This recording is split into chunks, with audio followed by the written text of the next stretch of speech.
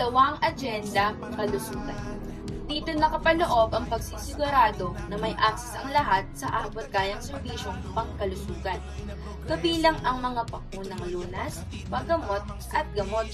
Pagpapalaganap ng kaalaman tungkol sa kalusugan ng isipan at pagbibigay ng mga serbisyo para tugunan ang mga isyu tulad ng pagkabalisa, depression at stress.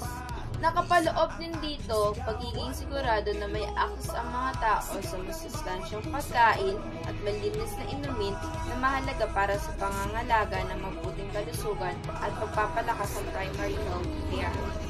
At ang panghuli, pagtatag ng super health centers na may sapat na medical personnel, diagnostic services at gamot at 24 hours operations.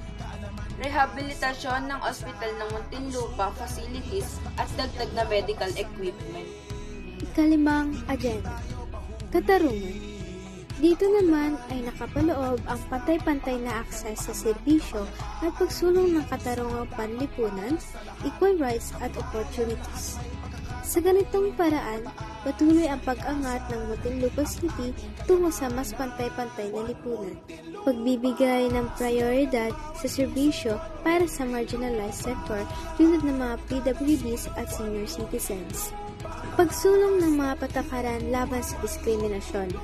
Binibigyan ng training at edukasyon ang mga tao tungkol sa gender sensitivity at may mga patakaran laban sa diskriminasyon para sa trabaho, edukasyon at iba pa mga aspeto ng buhay. Magtatag ng People's Complaint and Action Center para tumanggap at aksyonan ang reklamo ng mga mamamayan tungkol sa serbisyo ng pamahalaang lungsod.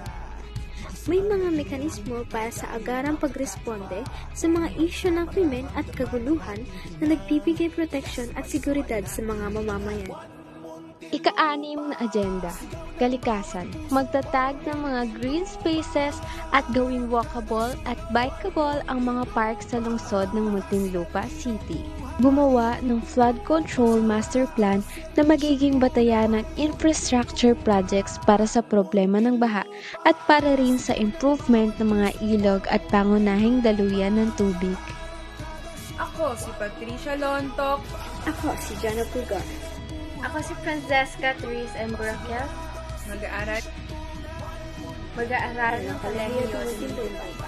Maraming salamat po.